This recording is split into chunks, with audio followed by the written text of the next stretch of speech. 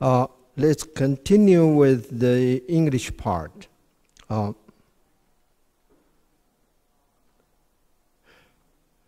Your world veneration, it is such a precious rarity that the thus Adventist has been so very well mindfully meaning from moment to moment.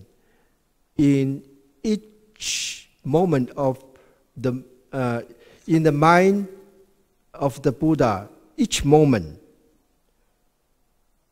he is protecting and empowering all the Pusas.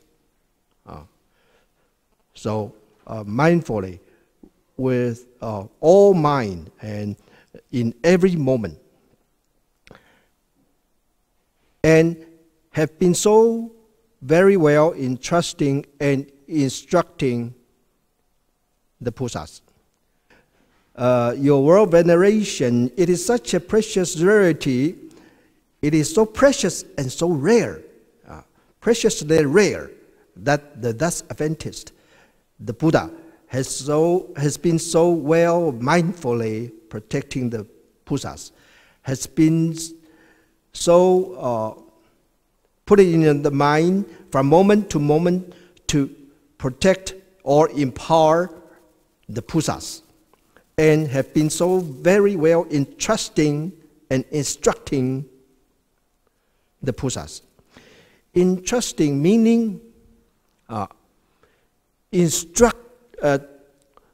meaning to tell and pass on the Buddha's vocation, to pass on the vocation of the Buddha or the will of the Buddha to the Pusas, which means tell them to succeed to this vocation. What's that? To deliver all the beings. So, to enlighten all the beings without exception and without condition.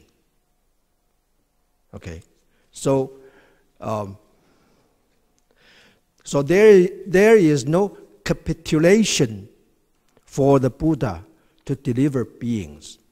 You don't need to be a Hindu or an Indian to be qualified for the Buddha's enlightening, because he will enlighten all people and equally. So, because the Buddha has just got the biggest mind, the biggest heart, the capacious, the most capacious mind, without any prejudice.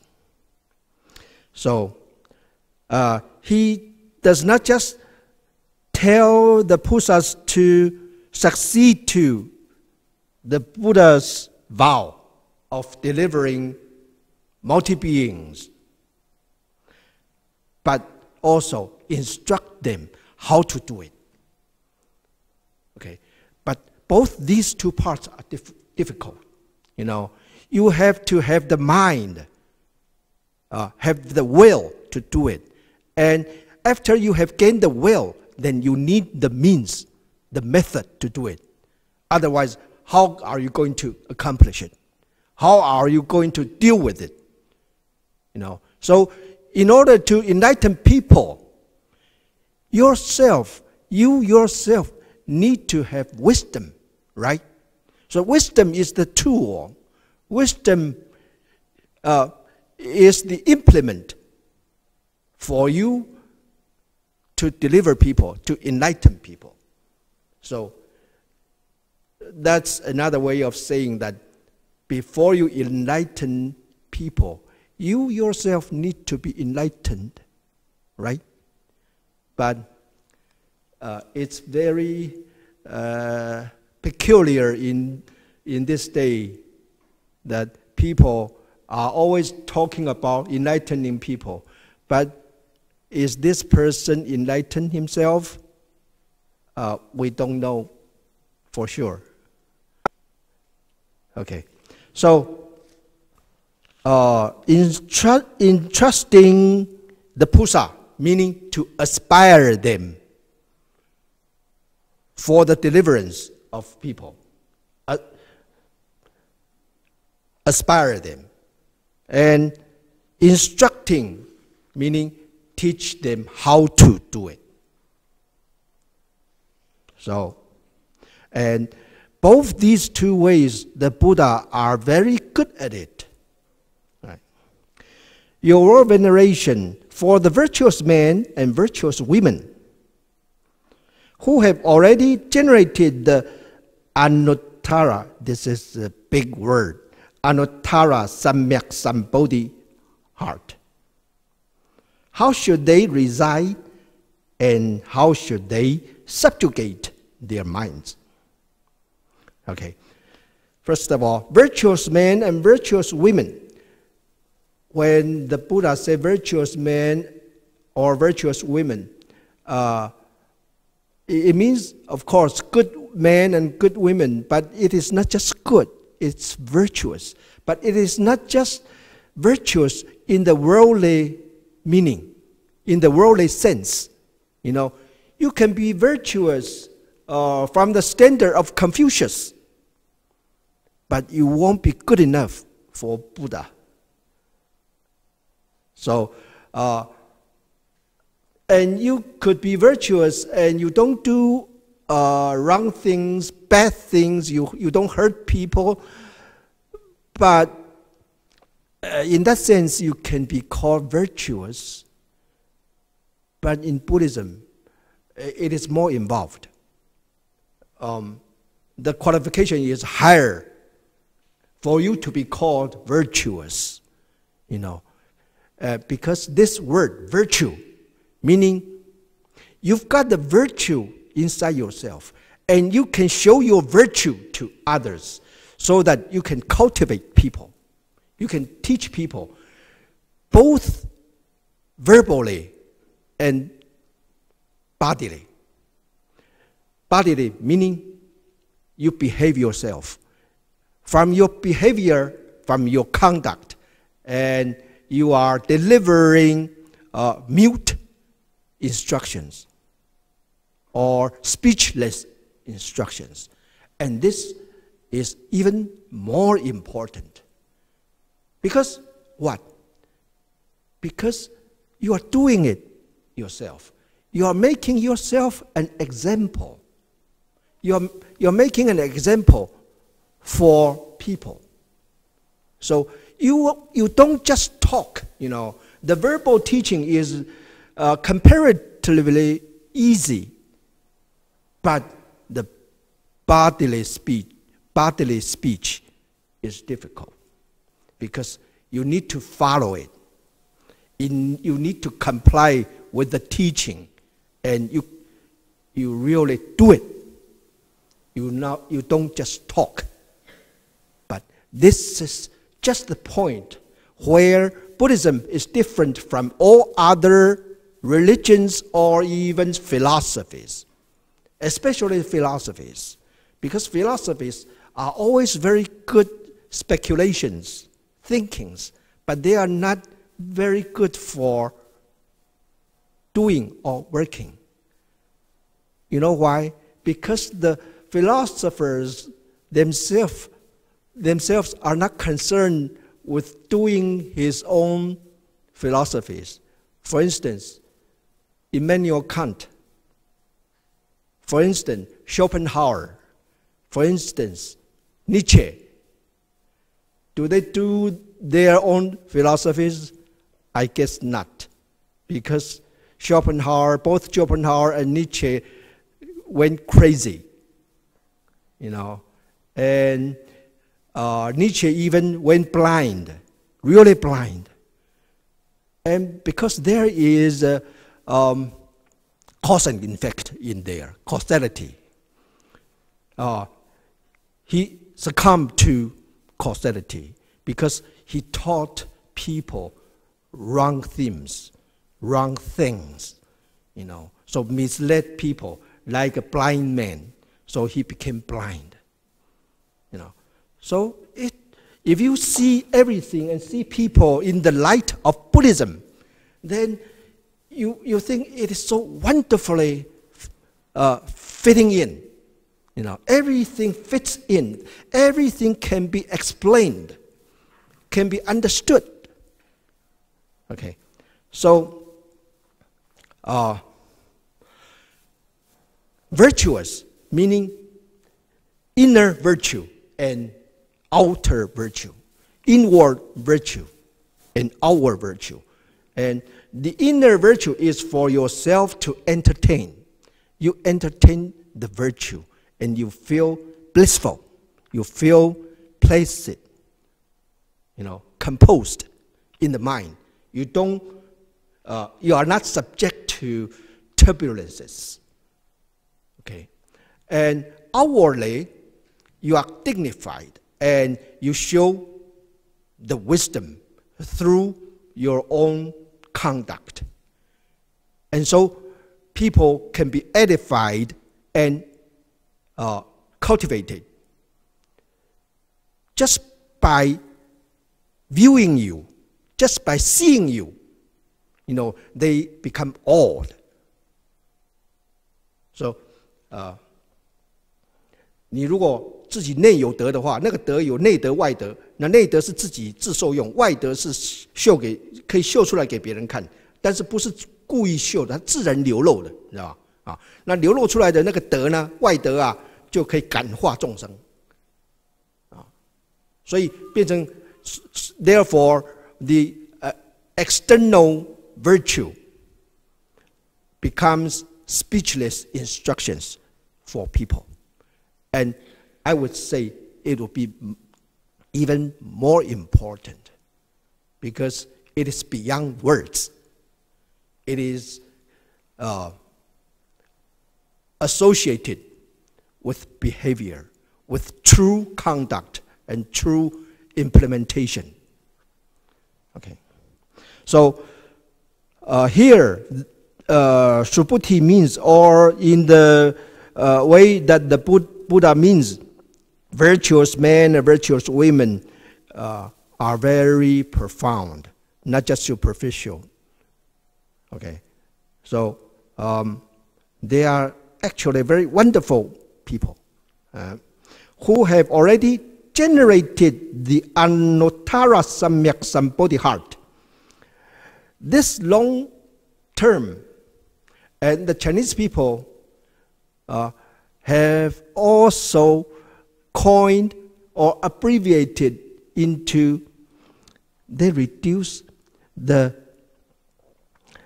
first three words and keeping the last stem, Bodhi. So generated Bodhi heart. Okay, so it's much easier, right? So Bodhi heart. What's Bodhi heart? Bodhi means enlightenment. Enlightenment heart. And what does that mean? When one has aspired for enlightenment, when one is devoted to the court of enlightenment, then it is meant that he has generated the Bodhi heart. So, so he means to gain at Bodhi and enlightenment. So, Anuttara Samyak Sambodhi, the supreme, the most right and most correct enlightenment. So, because some other people have also attained enlightenment, but they are not right. Some enlightenment are not right, you know. For instance, in English you have this word heathen, right? Or pagan, right? Or Gentile, right? They all mean the same thing, almost the same thing. Heathen meaning people who are not Jews or not Jewish, or people who are not of the religion of Jews, or Christianity or Muslim. So not Judaish, and not Christian, and not Muslim. They are called heathen. Okay. And pagan is also the same. And so they are not, they are uncivilized. So the undertone is that they are uncivilized. Uncivilized people are called pagan. Like African people, you know, or Indian, native Indian people, and the Western people will call them pagan, and or heathen, or Gentile. They are very coarse and uncultured, uncivilized. Okay. So Anuttara Samyak Sambodhi heart. So in English you have these words, but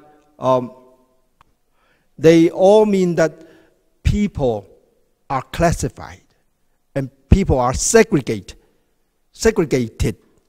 by their beliefs and thinkings. But in Buddhism, they are not. The Buddha does not care what you believe now. He does care that from now on, if you accept Buddhism and practice wisdom, and that's important. But if you don't, then okay. He still accepts you. You know, he does not have prejudice against you. And he won't become intolerant toward you in any way. And what's Anuttara Samyak Sambodhi? The supreme enlightening heart, which means the widest, the biggest heart that can incorporate all beings and wish to or have the will to deliver all beings, to enlighten all beings, whatever it takes. And there is no condition. It is unconditioned. Okay.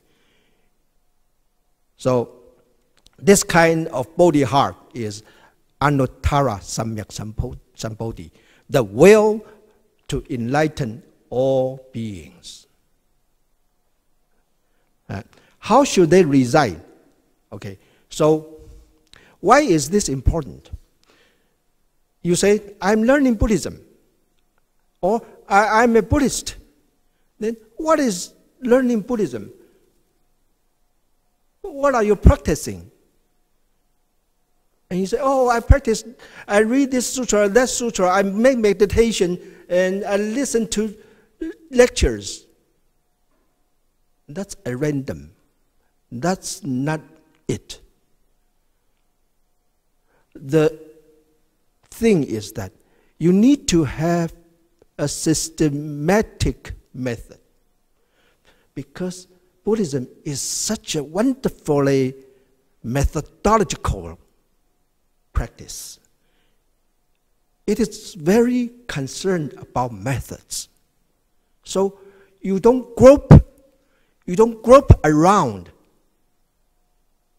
in practice like a man blindfolded. That's no good. So because the reason why you practice Buddhism, it is to be enlightened. And enlightenment, look at this word, enlighten, light. So in is the transitive verb prefix. So it means that put light in. Where? Put light in where? In your mind, in your heart. So put light in your heart, make it light, make it bright, don't make it dark. And so you should be conscious. You should be conscious because you have the light to see. To see what? To see your own mind, to see your own heart, to see your own feelings, your own knowledge, your own prejudices, and your own follies, and your own impurities, and be willing to correct them or cleanse them so that you can purify yourself. And after the rubbish are cleansed away, then your mind is clean and bright, and so the radiance of the Buddha's wisdom can shine in. And so the chamber of your mind, your mental chamber, will be enlightened, and it becomes all light. It becomes all bright, and you can perceive through everything, material or immaterial, spiritual or otherwise. So you become a man of wisdom. So you won't be beguiled or cheated, either by the world, or by the world's inventions, or by your own feelings, or by your own inventions. Okay, the fix of your mind, your imagination, So this is what enlightenment is meant. So after the virtuous men and virtuous women who have already generated the Bodhi heart, so I was saying how you practice your Buddhism. First of all, we need to talk about method. So it's logical and it is scientific too, right? So you need to talk about method. You don't just go around. So the method is one. You need to set the goal. You need to set the goal. What do you want to learn? And where do you want to get? Where do you want to arrive? So if you set the goal or set your purpose very low, then you can only get to that low. Or even more often than not, you are getting lower. For instance, if you aim at high school, then at best, you can be a high school graduate. If you aim at college, then you can accomplish college education, but sometimes not. But even if you aim at a PhD, then we don't know. Maybe you can, maybe you cannot. But if you have the mind, have the goal, then it is good. And no matter how high the goal is, but you will strive, you will endeavor to get it, then it's good. Because good ambition is commended in Buddhism. Okay, no matter if the goal is worldly or unworldly. Okay, because you are trying to uplift yourself. So either way is good. So first of all, if you want to be a Buddhist, or if you are a Buddhist and you are practicing Buddhism, then you don't close your mind and learn or study and learn from anyone, or to read any books or any sutra that is recommended or not by others. Or you just get it from internet and study it and read it and very diligently, and you call yourself a Buddhist. Yes, you are an internet Buddhist, a computer Buddhist, a computerized Buddhist. Okay, so who is your master? Computer.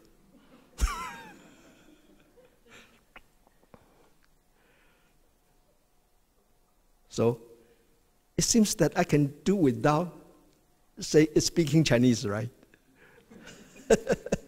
You see? So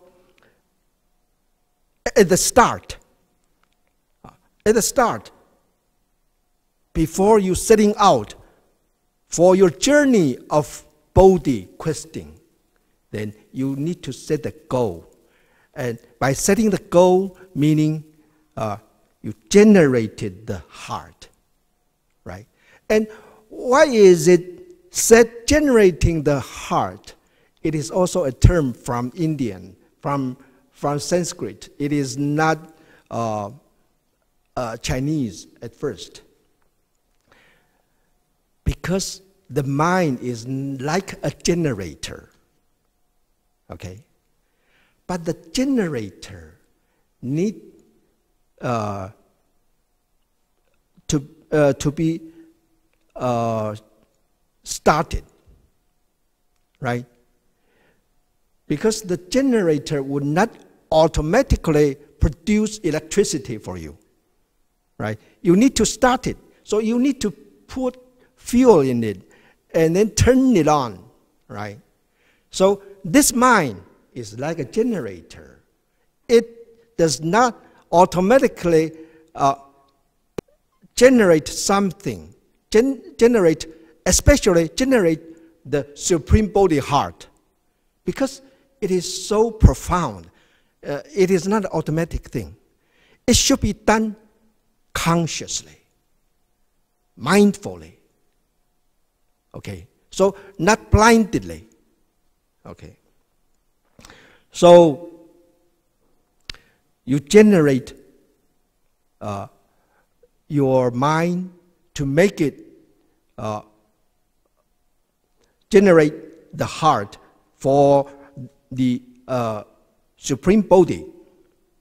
And after these people have generated this mind or have set their goal for the highest Bodhi, then how should they reside? After they have set the goal, how should they reside? Reside meaning to stay unmoved in the Dhamma. Okay. Reside meaning living. You become a resident, right? You become a resident in the Dhamma. Okay. Because you have got the green card in the Dhamma. So you have got the permanent residency for the Dhamma. So you can reside there. So, and so you are not itinerant, you know. You don't move from place to place, you know. And you would live there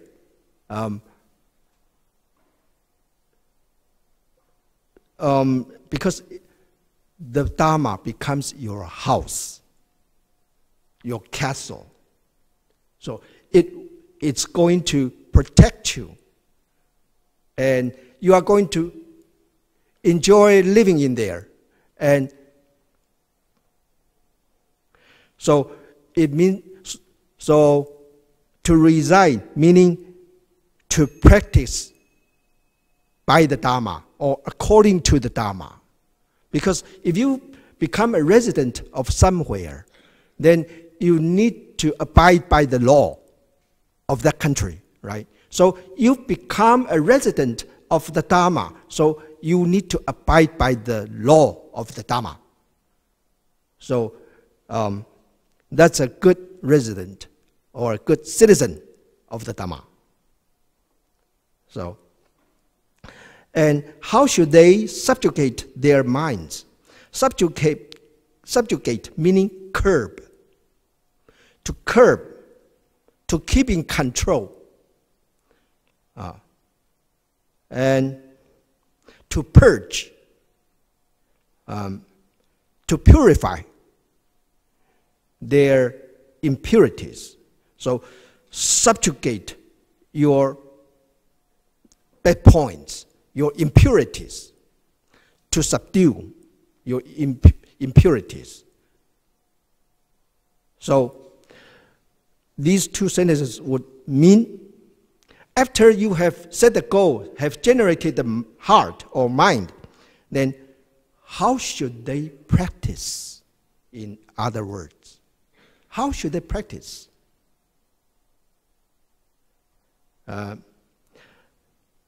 How to reside in the Dharma, meaning to practice by the Dharma, and how to subjugate their minds. So these two questions are the most poignant thing, the most significant things in the whole practice of Buddhism. Why? Reside or residence. You reside in the Dharma, which means you practice by the Dharma. And you subjugate your mind, meaning you incorporate the Dharma into your mind or heart, and to apply it to your heart or mind. Okay, so look at me, please. There are dharmas, but dharmas are external. So you practice by the dharma. That's meaning to reside in the dharma. Okay, and then second stage, subjugate the dharma. After practicing, you are very good at the dharmas, and then you take the dharma, you incorporate the dharma into your mind. And so to apply all those dharmas to yourself, to your mind, so it can improve your mind. So it is associated with your mind. But if you only do this one thing, the first thing, to reside in the Dharma, then you are practicing externally. So there is no relationship between you and the Dharma. Okay. But if you absorb the Dharma into your mind and make it effective in purging yourself, in subduing your bad points, then there is an association. There is a relation between you and the Dharma. And in effect, the Dharma is inside you. And you will become the Dharma itself manifested. Okay? So, you see, it is so important and so profound that you cannot see any commentary throughout the history. Maybe I'm the only one. It's true. Okay. If you don't believe me, then I'll bet one dime for that. And if you win, I'll give you 1 dime. Okay, so these are the most important things. So just in these 2 questions, or these 3 questions, then all the most important points in Buddhism, or the most important themes in Buddhism, are outlined, right? To generate the mind, and then to practice by the Dharma, and then absorb the Dharma into yourself. So, and how to do it? This is the question. So the Buddha is going to answer the question.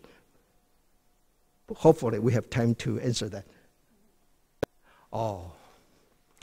Before answer the questions, if you have any question at all, and I allow you for some minutes to ask, and I'll answer it at my best. Any question? 那里有字条，拿一下。You know, throughout the practice of Buddhism, the most melancholy thing is that you have question and you don't have anywhere to ask, right? How can I talk to Buddha? Good question. Just talk to me.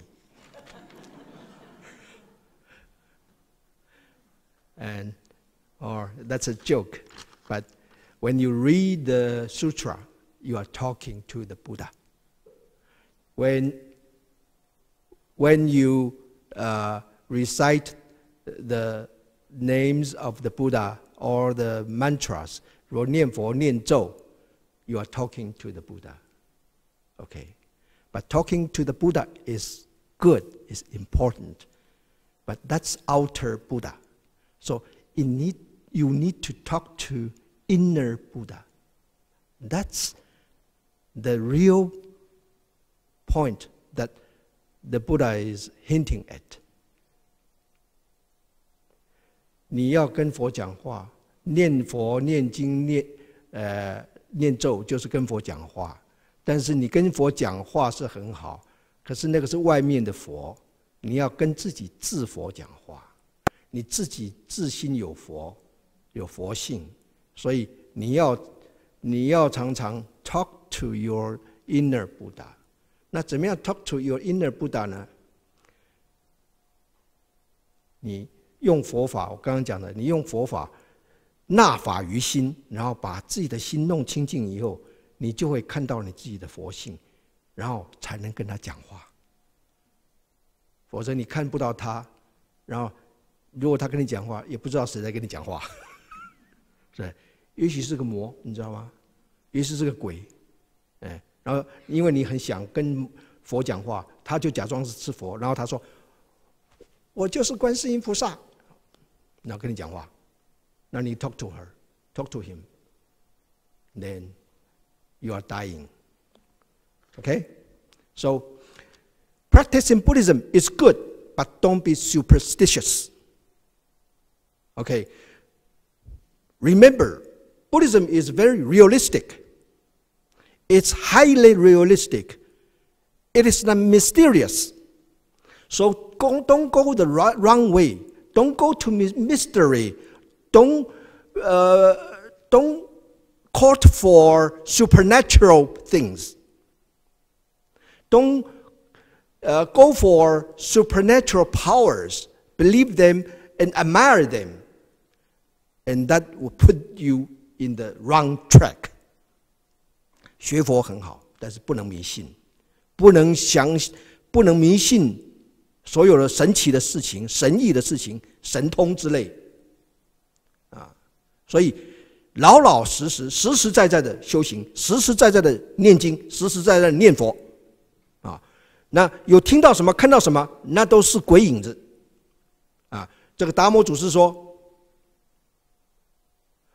若着相，即处处见鬼。The Bodhidharma, the master Bodhidharma said, the first patriarch of Zen said, if you are attached to appearances, then you will see ghosts everywhere you go. Okay? Why? Because you will come to all kinds of illusions, and you would believe them true. You know, and in the end, maybe you will go crazy. Okay, because you are being attached to supernatural things. But remember, Buddhism is always, and from the start and to the last, is the most logic and non-mysterious, realistic. Everything is factual. So stand firm on the ground. Okay. Don't dance. Don't go by tiptoe. Don't go pirouette. You know pirouette? Okay. 芭蕾舞啊，那一只脚站起来，然后旋转了，所以学佛脚踏实地，一步一脚印，不要跳，不要蹦，不要落啊，然后不要想要飞翔，不要想要跳芭蕾舞转圆圈 ，OK， So that's why Buddhism is valuable. It's supreme. It's why I have devoted my life to it. And I tell you, I'm not ashamed. I love it. Okay. On that account. Yes, sir? Everybody seems to practice or say they've got the religion, right? Practice what? Christians.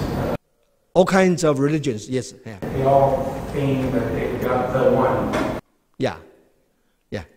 This religion is the only one that says we will be part of, instead of the one. How do you answer someone that tells you that that is the only one, theirs is the only one? Oh, okay. It can be verified very easily. Okay? For instance, some people are such pan-religious, you know, fun 宗教. Pan-religious meaning that a lot of people think that all religions are good and they don't make any discriminations. Well, the undiscriminating mind is good, but a mind that is unperceiving is not so good. Actually, it's bad, you know, because, you know, all of us have eyes, right? But you have eyes that is clear and good, and you've got 2.0 on both eyes, then it's good eyes, right? But maybe you got 2.0 and 1.0 here, or 0.5 here, then you are in trouble, right? And there are all kinds of eyes, nearsighted, farsighted, or cataracts, and you see all kinds of lights, and with green eye or red eye, or a lot of eyes, right? So that's the same with religions. All religions claim that they have got the best eye, even the clairvoyant, right? But it's not so. You know, a lot of religions are damaged in one eye or in both eyes, or a lot of religions are blind, you know. So, for instance, some people who are Confucians say that Confucius is also a Pusa, and even say, or Jesus is also a Pusa. Well, that may be in the broadest sense, but it's too broad, you know. And you cross the boundary, and it's become blurred. So you cannot make one from the other, right? So there's no such a thing. For instance, by Pusa, by the name of Pusa, it means that he needs to take not just 5 precepts, but also the Pusa precepts. And the Pusa's precepts, the first 4 or 5, no killing, absolutely no killing, including insects, and no killing, no stealing, and no illegal sex. Okay, but for priests, no sex at all, right? Not even touching with a hand, you know. Okay, so you cannot, or I cannot walk hand in hand with my student here, and that would be outrageous to all people, of course, including her husband. Okay. And we cannot hug, So there is absolutely no body contact. So why? Because any contact of the body can develop, and it's going to have some effect or influence in your mind. And it even can elicit imaginations, or even if it is untold, secretly, or a secret desire, So the Buddha is so wonderful that he put all prevention over everything. So if you want to take and practice the precept of no illegal sex, then it is thorough, So you cannot commit anything in that light.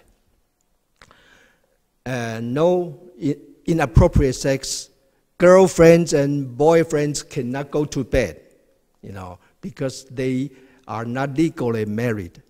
So it's bad for the parent, and maybe for the babies to be born, premarital, and sex, and no lies, prevarications, any lies, including white lies, because in the light of the Buddha, no lies are white, all lies are black.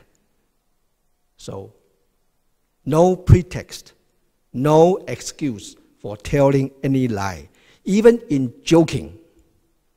So it's so thoroughgoing, so it is so difficult.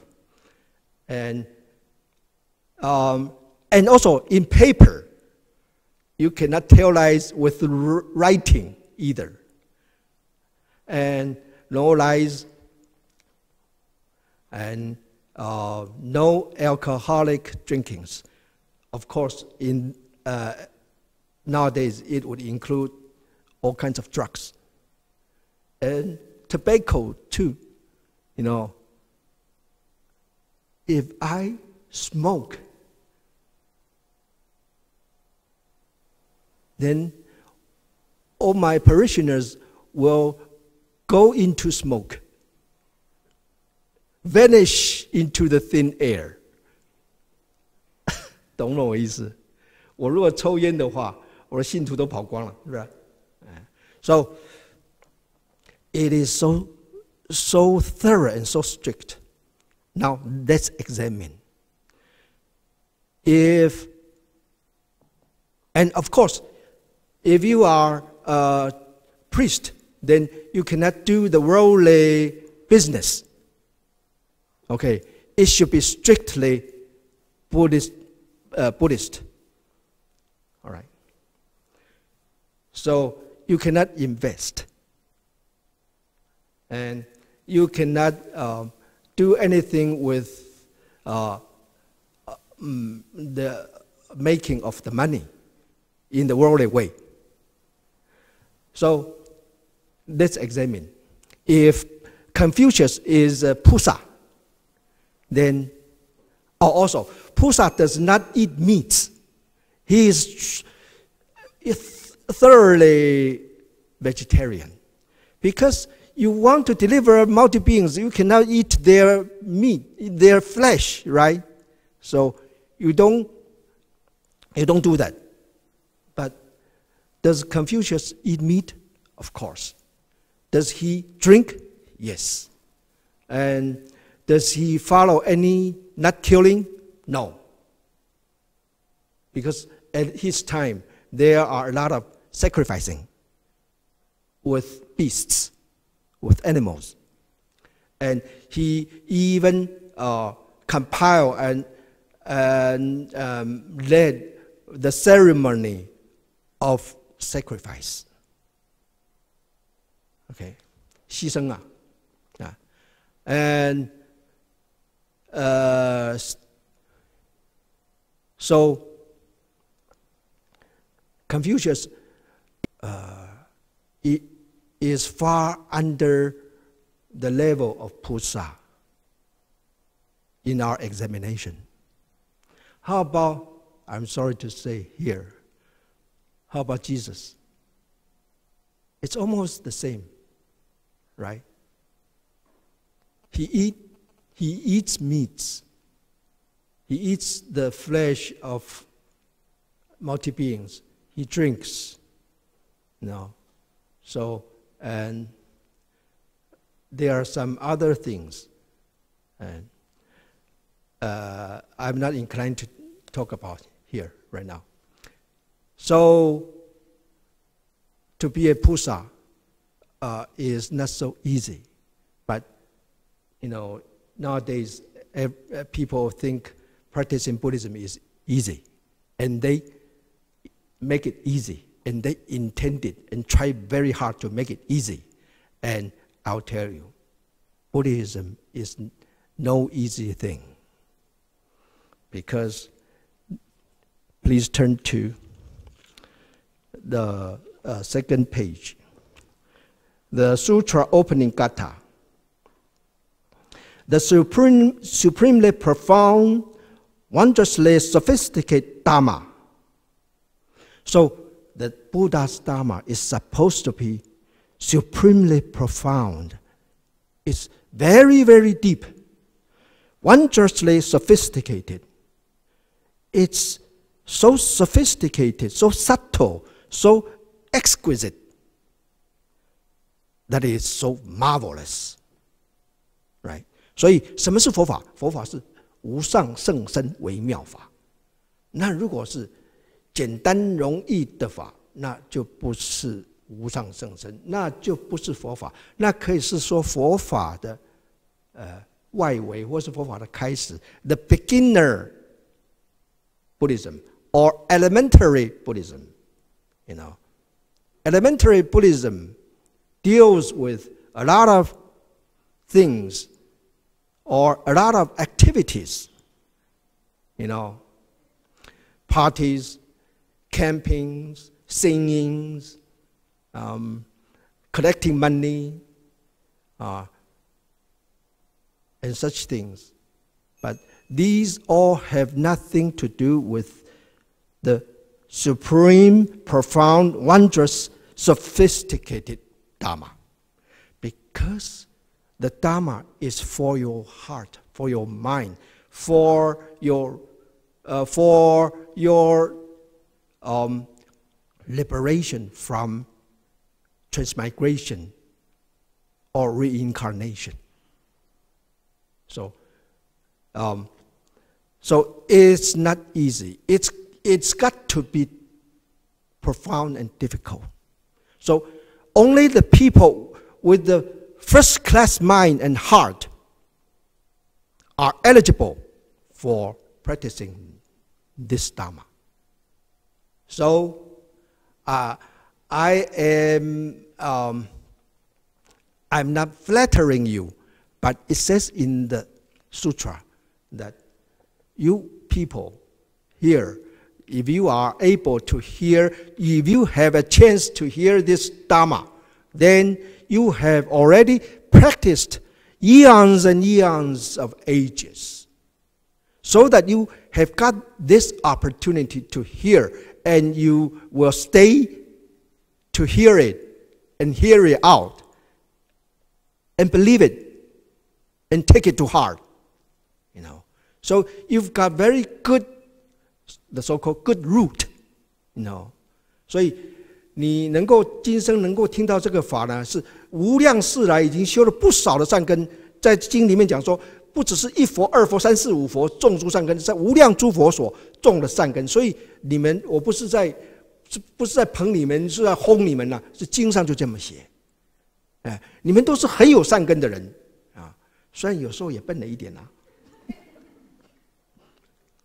呐，但是没有关系，有时候少一点笨哈，我只要原谅你就好了啊。虽然有时候也很气了，对不对？所以你每一个这经上讲的，每一个都已经这种了善根，而且是就是说修行了很久的人，才有这样子的福德跟智慧来接受跟理解这个经。So you've got the mind and capacity to receive and absorb this Dharma. It's not an easy thing, you know. For instance, at least you need to sit there quietly for 2 hours. That's not a very easy thing for nowadays. Nowadays we want to go like this, right? So this is exclusively for a mind that is aimed at liberation, at enlightenment, and you have the will to do it. So that's the drive that take you here. Okay. So we are right at page 6. Virtuous men and virtuous women who have already generated the Anuttara Samyak Sambodhi heart. About Confucius, what heart has he generated? He has generated the heart that he would like to have a job in the government. And after he was deposed as a prime minister in a certain state, Lu state, which is Shandong nowadays, and he was out of work. And so he traveled all around the country to look for a job.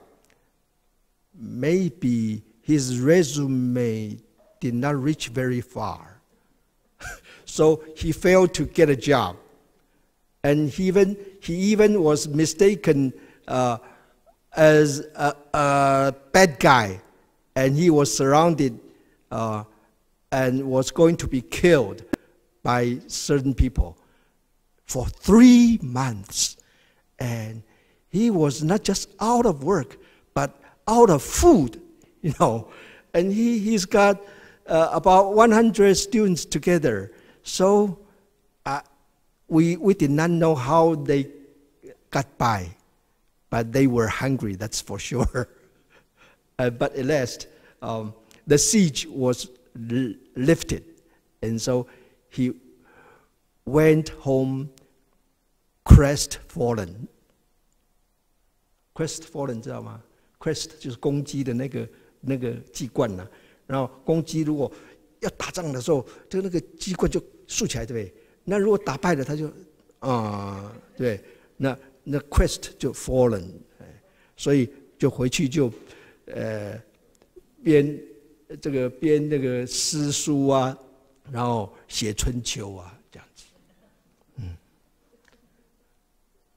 Okay, so he went back to write books and teach students, but he made a request that if he said in his book says that if anyone who will present dry beef meat to me, a bundle of dry meat to me, then I will teach him. I'll take him as my student. So you've got to pay the tuition with a bundle of beef. So that's very interesting.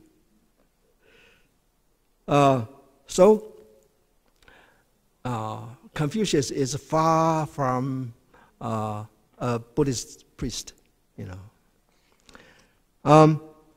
Okay, the virtuous men and virtuous women who have already generated the Anuttara Samyak Sambodhi heart. So Confucius also has generated a heart, but that heart is for a job, a government job heart. Okay. Should reside in this wise, should reside, stay unmoved meaning reside. You don't move from place to place. Okay, and you stay unmoved in this way, and should subjugate their minds in this way, and they should subdue their own minds in this way. What is meant by this way? So these two sentences of the Buddha have perplexed lots of people throughout ages. What is this way? Okay, look here. They should reside in this way. Okay, and they should subjugate their minds in this way. What way? The way that I have just manifested. By put on the robes, taking the bow, and to beg for alms in the city, and then come back and eat, and then wash the bowl and my feet, and put on the meditation mat by myself, and then sit on meditation. So I do it practically, realistically. Okay? So what is prajna? What is wisdom? Wisdom is in the doing. In the doing, in my way. I do it. I don't just talk it, you know. So it's not words that matter. It's working. Okay, it's doing. So you should do all these things in this way. The Buddha has shown you, has exhibited it to you this way. Okay, so of course this is kind of inimical, like a riddle, right? Inimical, because people might not understand this. So the Buddha go on explain this in the next portion. Okay, 下面大乘正宗分。I'll go very quickly. 大乘正宗就是什么？是大乘最重要的主旨，就大乘正宗，最正的宗旨，这样的所以现在有很多人讲说，我是修大乘的，你修什么大乘？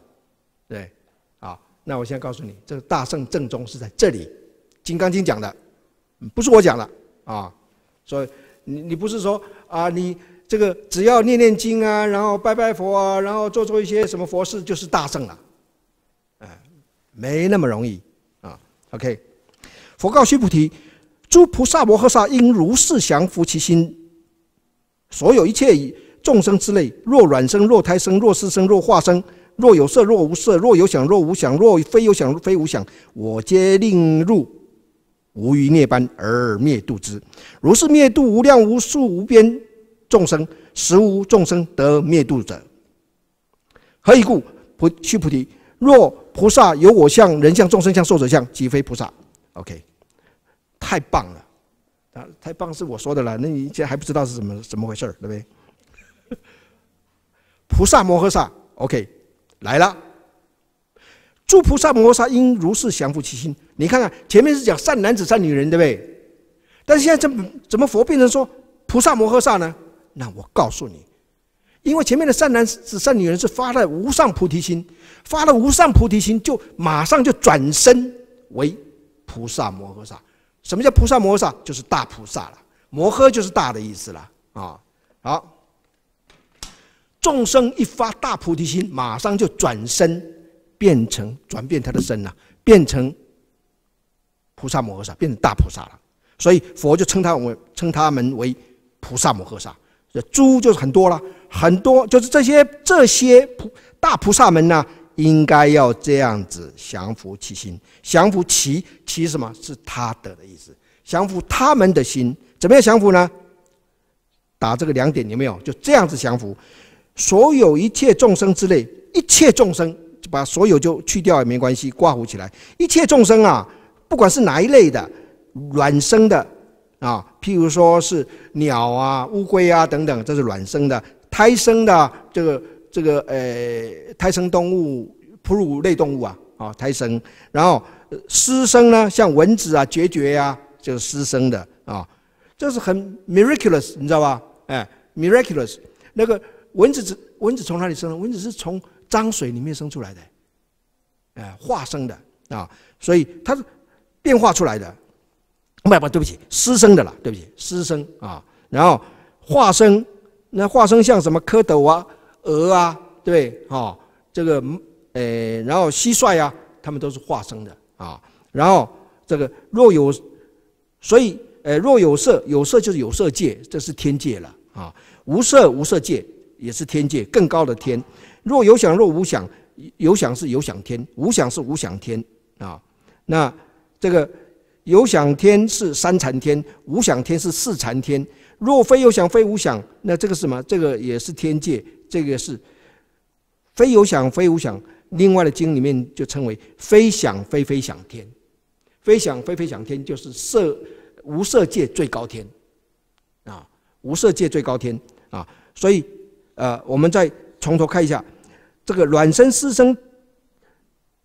卵生、胎生、湿生、化生，这就是什么欲界的众生啊。然后这个有色无色，这个有色无色，有想无想，非想非非想，这就是天界的人，天界的众生。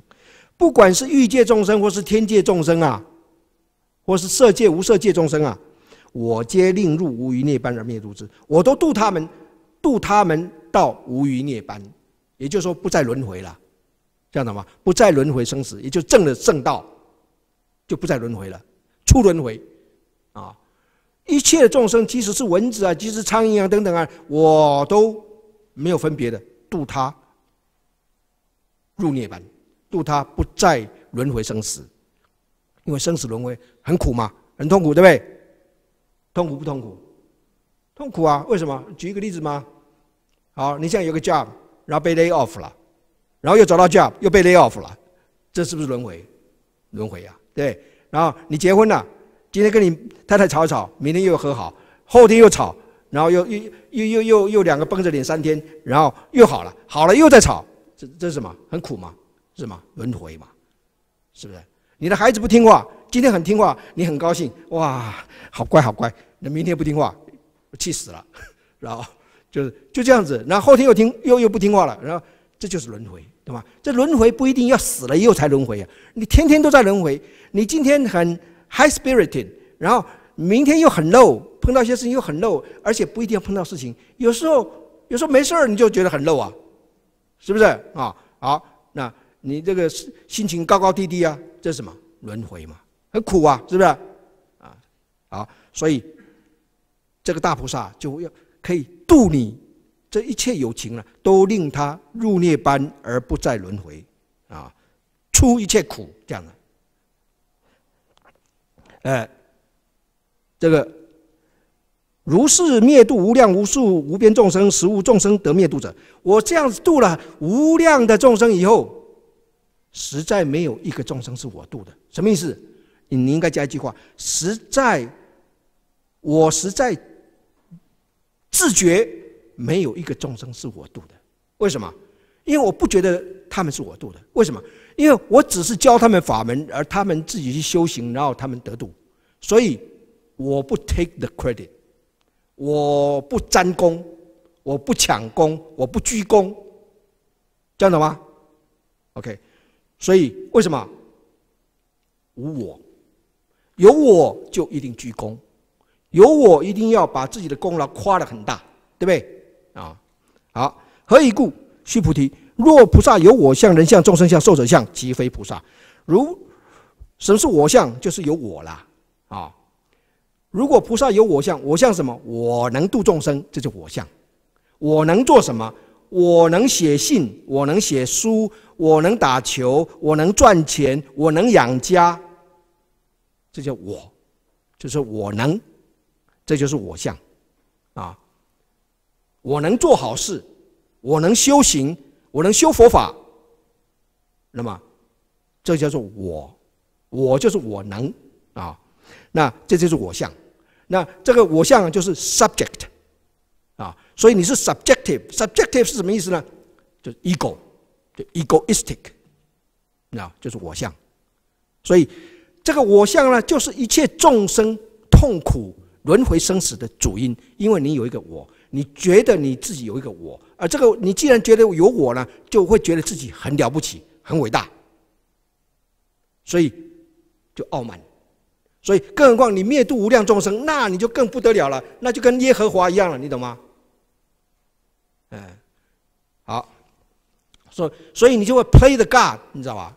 啊，然后因为有我相，我是 subject， 然后人相，人就是 object， 我是能度者，那么人呢？人就是单数的他是我所度的，所以他是所啊。我是能度的人啊 ，deliverer， 他是所度，他是被我度的，所以我所度啊。那么我所度呢，它就变成我所，这个所是拥有，它就变成我拥有的，因为它被我度的嘛，对不对？懂吗？所以变成我拥有的东西啊。好，所以这我是我相，这个我所是人相、众生相。两个都是，因为人相是单数的被度的人，然后众生相是多数的被度的，你度了很多的就是众生相啊。然后寿者相呢，是我跟人众生都有寿者，都有寿命了，然后你这个着这个寿命的相叫做寿者相，贪着寿命这样的啊。寿命是什么？寿命是一切福报的精华。有福报的人寿命长，那福报最差的人就是短命，就是早死，就是夭死，对不对？那就是最没有福报的，是不是？即使你身为太子，你如果早死的话，那有什么福报？这样懂吗？啊 ，OK。所以如果你有我相，觉得说我能度众生，然后他是我度，你是我度，你是我度，我是度你们的啊，然后这个。然后这个寿者相，那你就不是菩萨，因为什么？因为你有我执、我见、我爱、我慢，这样的。所以是什么？什么是我相呢？所以你看看，你看《金刚经》看了这么久，哪一部《金刚经》解释里面有讲这个啊？什么叫我相啊？所以什么是我相？我相就是这个。我执、我见、我爱、我慢，这个就是什么？这个就是我们呼应一下唯识学第7式，我执中心啊。那所现的是什么？就是我执、我见、我爱、我慢。那你就不是菩萨，你就是个大凡夫。所以有我执、我见、我爱、我慢，所以即非菩萨。OK， 所以你要是大菩萨，你要是菩萨，那你就不能找我，不能有我相。不能执着我，以无我无私的心去度众生。哇，你看看，这怎么去做啊？无我无私怎么做呢？菩萨那么好做啊？对，所以不要说，你看台湾也很流行啊，叫每个人都叫菩萨。菩萨，菩萨，菩萨啥？所以菩萨是没有我执、我见、我爱、我慢的人，啊，没有我执、我见、我爱、我慢，而发心，而且去做度一切众生的工作，继承佛智，称为菩萨。OK， 啊 ，OK，now English part. I'm sorry, keep you waiting. Segment 3, the primal principium of Mahayana. Mahayana is a very broad thing, but there are some first principles. Primal principium is first principles. And the Buddha imparted to Subhuti. The Buddha spoke to Subhuti. The Pusa Mahasattva should thus subjugate their minds. Okay, all the genesis of multi-beings, such as the egg begotten, the womb begotten, the moisture begotten, or the transformation begotten, or the material or immaterial beings, the conceiving or non-conceiving beings, the unconceiving or non-unconceiving beings, all and sundry of these beings, I will salvage by delivering them into the unremnant nirvana. Okay, let's go back. The Buddha said, the Pusa Mahasattva. You remember, at first, the Buddha refers to those people as virtuous men and virtuous women, right? Who have generated the supreme body heart. But now he is referring them as Pusa Mahasattva. Pusa Mahasattva means great Pusa. Okay, not just general Pusa, but great Pusa. Why? Why he changed or altered the term? Because when good people have generated the supreme body heart, they are automatically transferred into great Pusa because of their commitment. They have committed themselves to the pursuit of supreme body.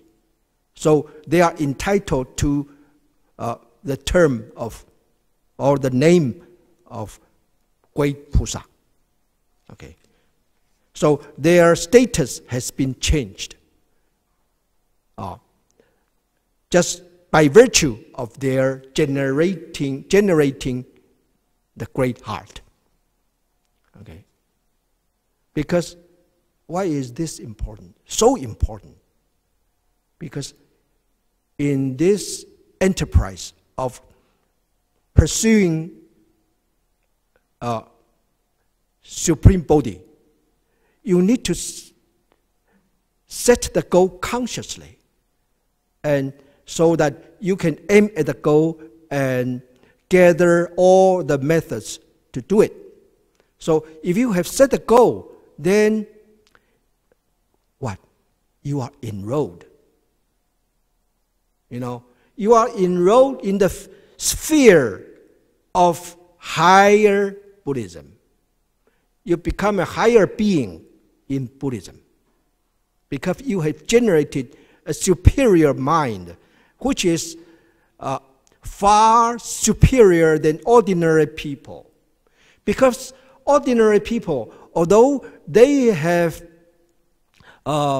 worked very hard every day, from day to day, but most of their endeavors are for themselves, for the benefit of themselves. They just want to benefit themselves, or at best, their family, but not otherwise. So, but a Pusa, or a great Pusa, is devoted to benefiting all people who have no relation with him personally at all. And he does not expect or covet anything in return. So that's why he is great. He is called great Pusa. He is supreme because he is courting for the supreme body in this attitude, in this mentality. So what is mentality important? You know, people are different just because of their thinking. In a particular thinking, you become some kind of people, or thinking or believing. If you think in the imperialist way, then you become an imperialist. If you think in the communist way, then you become a communist, right? If you believe in a Christian way, then you become a Christian. If you think in terms or in the way of Buddhists, then you are a Buddhist. So what makes people different are thinkings. This is said in the sutra. So why are people different? Because their thinkings are different. Because the thinking is the driving force of people's working or employments. So the thinking determines their personality and their karma. So it's important in this way. So the Pusa Mahasattva, the great Pusa, because his thinking has turned into the Buddha's way, and he is looking towards the Buddha as an example or as an exemplar, and he wants to follow it. So he becomes a great Pusa in the pursuit of the Supreme Bodhi. So all those good people, good men and good women who have generated the Supreme Bodhi heart have become the great Pusa. And in this case, how should they practice? They should subjugate their own minds in this way, thus in this way. In what way? In this way. All the genesis of multi-beings means all species of beings. Multi-beings is a term in Buddhism, 众生, and it's usually translated, conventionally hitherto translated as sentient beings. But I dislike this term because it's not correct and it's vague. Because in the original term, multi-beings, meaning beings who are succumb to reincarnation. So they go through a lot of rebirth and death. So that's multi-being. So I translated directly from Chinese into English. So multi-beings doesn't mean a lot of people or a lot of creatures. It means even one creature or one being. Each of them has already subjected to numerous or innumerous lives and deaths, which is mean he is a multi-being or she is a multi-being. So multi-being is not people in the plural. Okay, it denotes the lives and deaths in one person or in one being. Okay, so of course multi-being can be multi-beings, which means a lot of people who have undergone the same thing. We have undergone a lot of lives and deaths, which means a lot of sufferings. So all the multi-beings, all the species of multi-beings, you see, this is where the capacity, the broadness of the Buddha's mind comes in. All genesis, all species of multi-beings, the object of deliverance for the Buddha is not just people, far less than the elected few, right? There are no elected few, 选民啊，上帝的选民. There are no elected few for the Buddha. All beings are his objects. All beings are equal. And all beings are, mind you, precious. All beings are equal and precious. Why?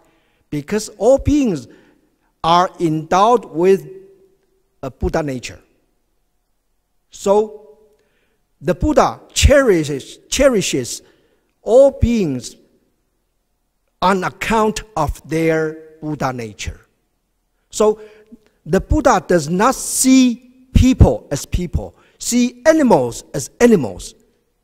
When the Buddha sees a person, he sees his Buddha nature. He aims at his Buddha nature. When the Buddha sees an animal, he does not see an animal. He sees the Buddha nature in this animal. So he wants to deliver this Buddha nature out of the form of the animal, of the pig or dog. You know, that's the Buddha nature is what he values, and that is what he actually perceives with his sight, with his perception, wisdom. You know, but we as ordinary people, we cannot perceive the Buddha nature in other people. Well, we don't even perceive the Buddha nature in ourselves, right? If we do perceive the Buddha nature, then right away we become Buddhas. So, 见性成佛道，见佛性成佛道. So, if you perceive your Buddha nature, then you become a Buddha. And that's the purpose of the Buddha. That's the sole purpose, the only purpose that the Buddha takes pains to come to this world, to manifest as being born and practice asceticism for 12 years and then become enlightened and then to preach. That is just to show people the wisdom, to liberate oneself and everybody else. So this is the greatness of Buddhism. So there is no comparison throughout the world. Nobody can be compared because at the outset, there is no justice. There is no prejudice. I mean, there's no prejudice in him, and he has no justice to set forth, because justice is in the law of cause and effect, in karma. Okay, so the great Pusa should thus subdue their own minds, that you should liberate all the species of beings or multi-beings, such as egg-begotten, like birds, fowls, turtles, and the womb-begotten, like mammals, and the moisture-begotten, like insects or mosquitoes, or the transformation-begotten, like silkworms or cicadas, moths. They transform. Okay, and the material and immaterial beings, this referred to visible or invisible celestial beings. Okay, the heavenly beings, the conceiving or non-conceiving beings, the beings that think or do not think. The unconceiving or non-unconceiving beings, these are all celestial beings of higher class. Okay. All and sundry of these beings, I will salvage, I will save, deliver, by delivering them into the unremnant nirvana, which means that's the ultimate nirvana. And they were not going to suffer from reincarnation anymore. After having thus salvaged infinite, myriad, innumerable multi-beings, you see,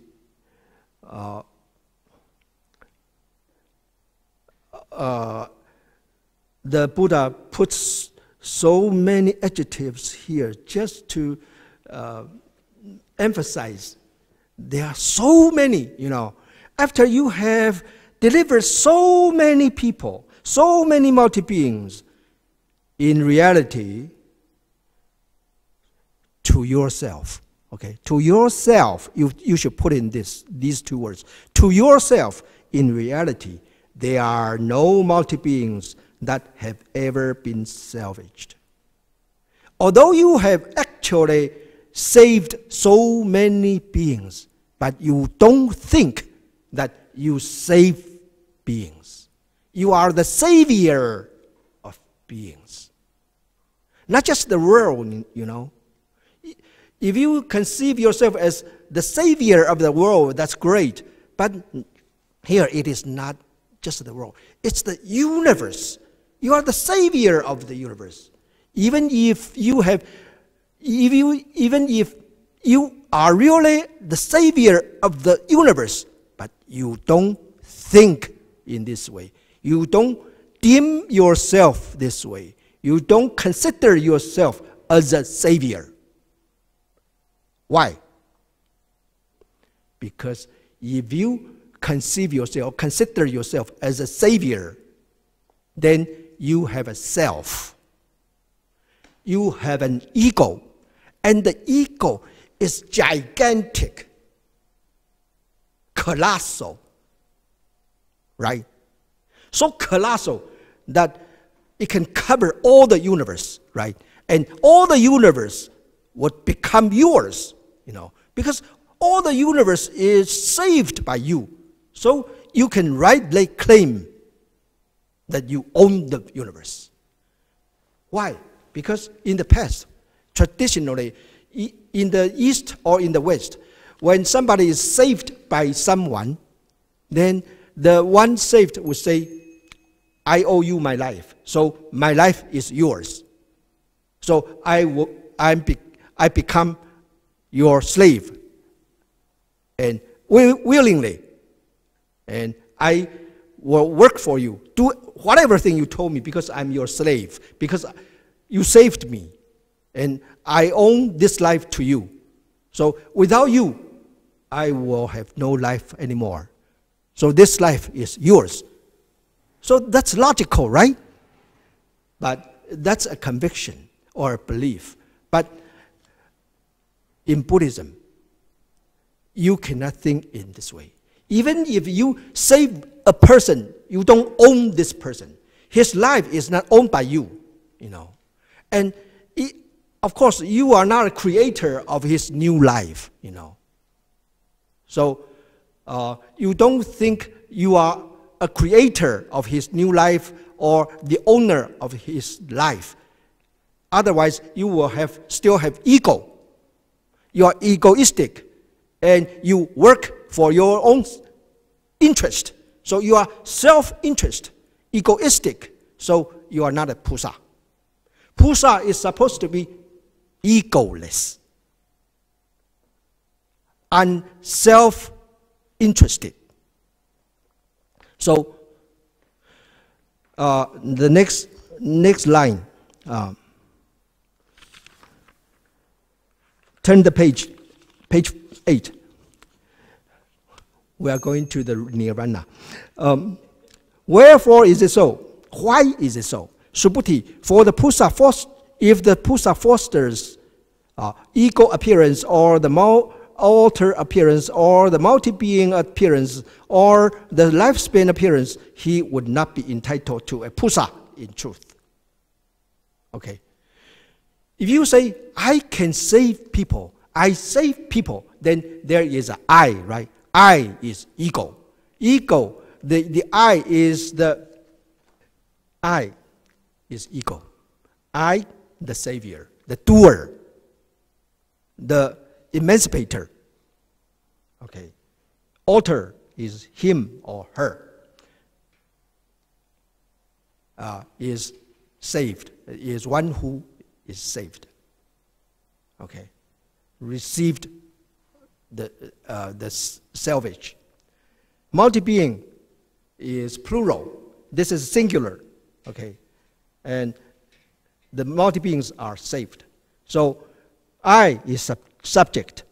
Author and multi-being are object. Okay. So I am the mover. These are the moved. I'm like the God. You know, I'm not playing God. I'm God. Because I'm Pusa. I save people. I save the world. I save the universe. So I kind of own them. I'm magnificent. So your ego is this big. Gigantic, colossal, immense. Right? So this, you are not an ordinary person anymore, you know, but you are not a Pusa either. Because you have the idea, the thinking, the conception that you can do something, and you take the credit, and you claim the credit, you know, like the Christian God, you know. What is the difference between God and Buddha? Buddha does not claim credit, does not court for credit, does not require credits. So when he benefits people, then it's for free. You know, we like that. Okay. And so there is absolutely no charge. And you don't need to pay anything back to him. Not even, he does not require your glorification, your worship. You know, you don't need to call him Lord. Because if you call the Buddha Lord, then you become servant, right? But the Buddha dislikes it. He detests it. He doesn't want you to be his servant. He wants you to be his equal, as the essence is, you know. Because you've got the same Buddha nature. Why do you condescend or lower yourself, degrade yourself into a servant and to become so servile? So you are no good. You are not a good Buddhist, you know. All Buddhists should aim at Buddhahood, to become Buddha, to become master of themselves, to become Lord of themselves.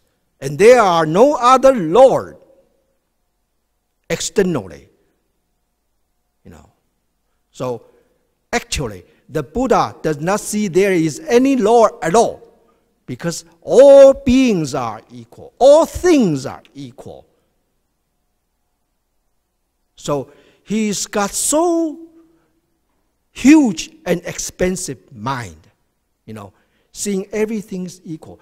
That's why his kindness, his mercy is really unlimited, borderless, you know. So, Manzai. Manzai Buddha. Yeah. Okay. So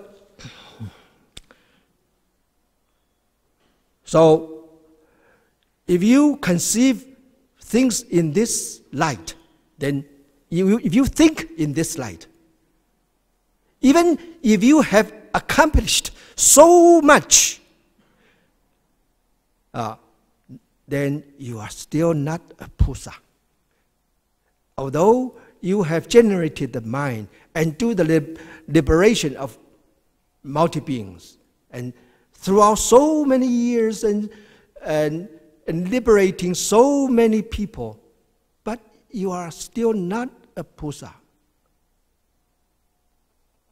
You know why? This is also comes around to the center of Buddhism. The center of Buddhism is that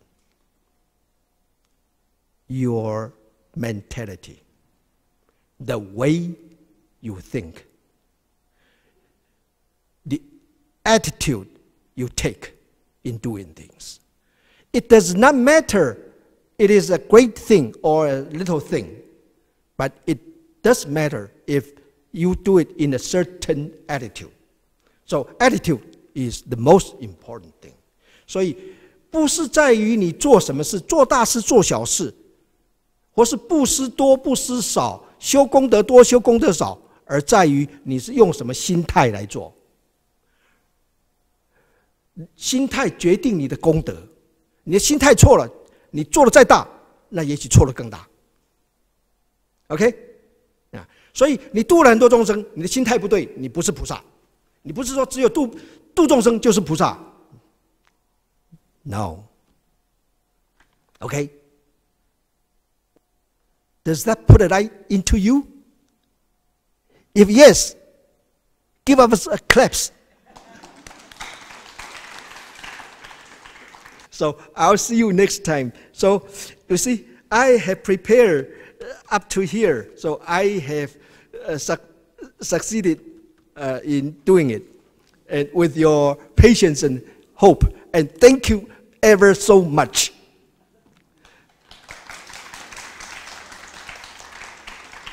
好，回向哈 ，make a dedication. 愿消三障诸烦恼，愿得智慧真明了，普愿罪障悉消除，世世常行菩萨道。I wish, I repeat after me. I wish to dedicate this listening and learning of the Dharma Sutra to the enlightenment expeditiously for myself and all beings. Amitabha Buddha.